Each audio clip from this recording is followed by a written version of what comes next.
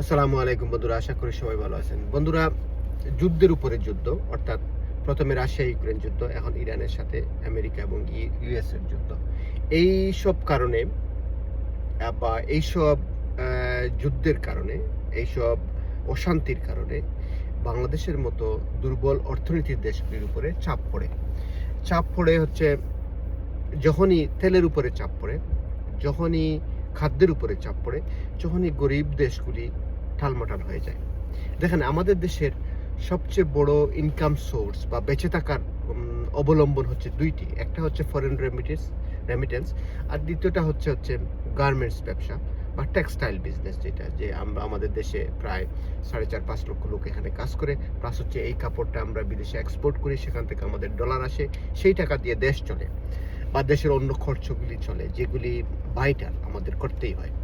এখন দেখেন, এই যুদ্ধের কারণে কি হয়েছে, যেহেতু ক্রুড অয়েলের মাধ্যমে আমরা বিদ্যুৎ প্লান্ট চালাই এবং বিদ্যুৎ তৈরি করি, সেই বিদ্যুতে গার্মেন্টসগুলি চলে, ফ্যাক্টরিগুলি চলে, লোকজনের কাজ প্রবাহিত হয় বা চলতে থাকে, এবং সেই কাপড় বা সেই গার্মেন্টস শিল্পটা আমরা বহির্বিশ্বে এক্সপোর্ট করি এবং সেখান থেকে আমাদের ডলার আসে এবং দেশ চলে।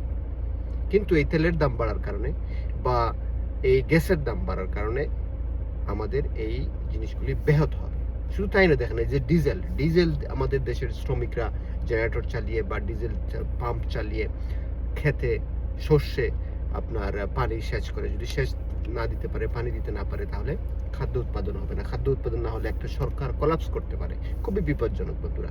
জিনিসপত্রের দাম তো আর বাড়বেই, আর জিনিসপত্রের দাম যখনই বাড়বে তখন মূল্যস্ফীতি হবে এবং গরিব কষ্ট করবে, এবং যারা অল্প আয়ের লোক, আমাদের মতো সাধারণ মানুষ যারা, তাদের কষ্ট হবে চলতে, জীবনযাপন করতে। তো সেই ক্ষেত্রে বন্ধুরা, বাংলাদেশ সরকার আমেরিকার সাথে বোধহয় একটু চেষ্টা চালিয়েছিল যে যাতে করে রাশিয়া থেকে আমরা তেল কিনতে পারি, এই অনুমতি দেয়। কিন্তু আমেরিকা সেটা দেয়নি। আমেরিকা এটাই বুঝেছে যে তোমরা ছোট দেশ, তোমরা ইন্ডিয়ার থেকে তেল আনতে পারো। ইন্ডিয়াকে কিন্তু ওরা পারমিশন দিয়েছে। খুবই দুর্ভাগ্যজনক। কি করা, আমরা দুর্বল দেশ, আমরা ছোট দেশ, আমাদের কথা কেউ শুনবে না বা রাখবে না। ইন্ডিয়া পক্ষান্তরে আমাদের তুলনায় অনেক শক্তিশালী দেশ, সেই জন্য তাদের কথা শুনে বা তাদের চিন্তা করে যে তাদেরকে তেলের পারমিশনও দিয়েছে, এর সাথে ইন্ডিয়া তেল কিনতে পারবে। কিন্তু আমাদের যেটা ক্ষতি হলো সেটা হলো, আমরা যদি ইন্ডিয়া আমাদেরকে তেল দেয়ও বা ইন্ডিয়া থেকে আমরা পয়সা দিয়ে কিনিও, তারপরে আমরা তাদের উপরে ডিপেন্ড হয়ে গেলাম। এটাই আমাদের জন্য বিপজ্জনক, কষ্টকর।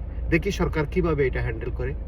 এটা সরকার চেষ্টা করতে পারে অন্য কোনো দেশ থেকে, যাতে করে ব্যালেন্স রাখা। ইন্ডিয়া থেকে আনুক, অসুবিধা নেই, যাতে করে অন্য দেশ থেকেও আনতে পারে। আশা করি সবাই ভালো থাকবেন এবং বুঝতে পারবেন বিষয়টা। খোদা হাফেজ, গড ব্লেস বাংলাদেশ।